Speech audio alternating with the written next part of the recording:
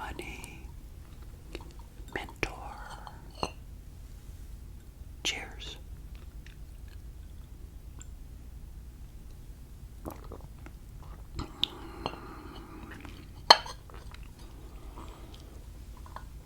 I hope everybody's doing well.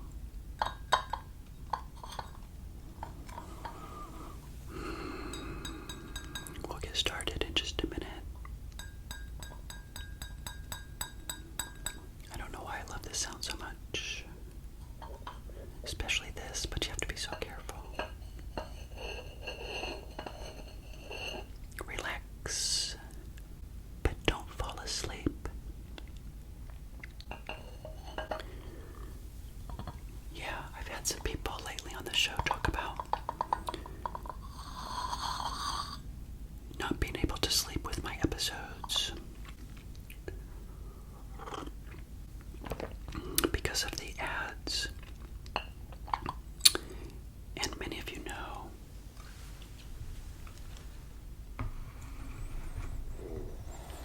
that YouTube ad revenue does not make much money. In fact, in 2024, I'll probably share the number with you a little bit later.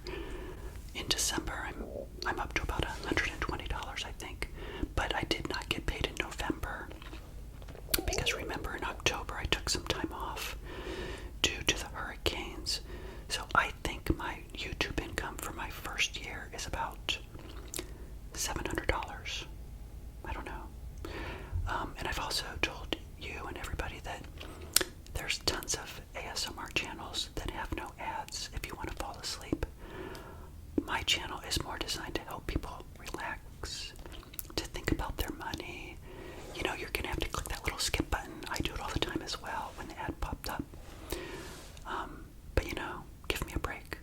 I don't like those comments where people are like, oh, there's an ad popping up and it's like, you know, thank you, but I know that. You know, again, YouTubers don't make a whole lot of money. This is a small channel. You can go somewhere else if you want to sleep to somebody whispering. So I want to primarily, you know, help people with their finances. Kind of like when I was watching the Susie Orman show, as I mentioned a couple of days ago on a Saturday night. It gave me that commitment every time I watch that show. That, along with behaviors, is what kept me on track to get to a 1.6 or $7 million net worth, which is kind of leading into today's episode, actually. In that, I wanted to expand a little bit on my observation episode from last Sunday because my audio file went bad on that and I had to cut it off before there was like another 15 minutes for that episode, but I decided to drop it anyway, even though it had a little bit of static you may have noticed in the audio. But I still felt it was important to drop that episode because you guys know I really like the whole observation ASMR concept. Remember, observation ASMR is something that I coined because of my love of documentaries. Documentaries is something I studied in college, cinema verite, it's called, which is known as cinema truth, where filmmakers would just put up a camera, let it roll, and record what's happening, kind of like right now, where I'm just, you know, rambling about money and not really editing too much, even though my stomach is growling quite a bit and you can probably hear it. But anyway, that's besides the point. Maybe that just adds to the aura and the mystery of this channel. But anyway, I wanted to continue on because I think on that Sunday episode, if memory serves me correctly, I was talking through this little booklet.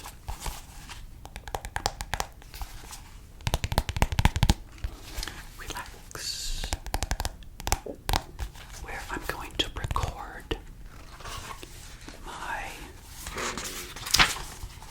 my balances for my first year going into retirement, and you guys can do this as well with balances in your investment vehicles and your savings. For example, remember my 401k was $828,000, and that's going to be broken up into a traditional IRA of about $603,000, my Roth IRA existing of $190 plus $232 from the 401k. Remember that I'm going to pop in there. So really, after my short-term reserves, this $422,000.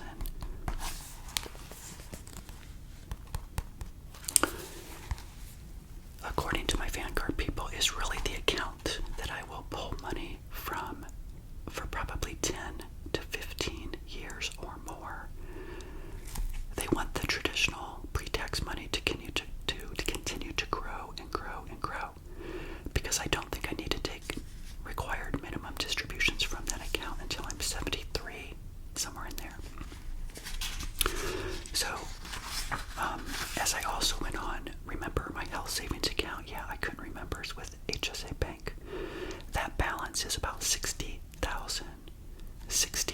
I'll nail down that number. But I also have a taxable account, which I don't think I mentioned on Sunday, and that balance is about $198,000. So, ending my career and going into early retirement in investments, I've got $1,275,000 approximately. Now, my short-term reserves, remember, I've been sharing with you guys, I've been saving up cash. A younger person would not do this. They would only have enough cash in their emergency fund. But I believe that somebody going into early retirement would want to have cash on the side for times when the market, as you know, goes down. Okay, so the number for that is $20,000 in my iBond, $27,875 in a CD number 1, $52,125 in CD number 2, $30,495 in CD number 3. In my budget for 2025, because it's not 2024, because it's not over yet, I can still save an additional $275. My online savings account at Ally Bank, after I pay off the 0% credit card that I've been adding to all year, will be about $22,528. Plus, as I think I rambled on Sunday, I will have an additional paychecks from my employer in approximately $6,274, and that is after taxes. That includes one full paycheck, a half paycheck, and the net after taxes of a bonus that they're giving me. And that bonus actually is, because I'm staying with the company 3 months into their fiscal year, they're in a sense saying, well, this is the amount of money that you probably would have gotten if you stayed all year, fiscal year 2025. So they allow people to take a bonus at the end of their tenure with the company, which I thought was really cool. So that means my short-term reserve balance will be $160,000. Now, it's important to note that $160,000 is not including the interest that those CDs are accruing over time. So that might really be more like $167,000 or maybe $165,000, but currently it is $160,000. And remember, I shared with you before, I was really surprised. I did pretty well in 2024 with savings. I thought that number would be $150,000, but it turned out to be $160,000, in part because of the bonus that they're giving me. So if you add those numbers, the 1.2 plus this 160,000, you get to 1.4, plus the 200,000, which is the value of this condo, brings you to 1.6. 1.6 or almost 1.65. So 1,650,000. So I didn't quite make the 1.7 that I thought it would be, partly because I think the S&P 500 went down a little bit, which I will be reevaluating once we get into the first week of January. So come back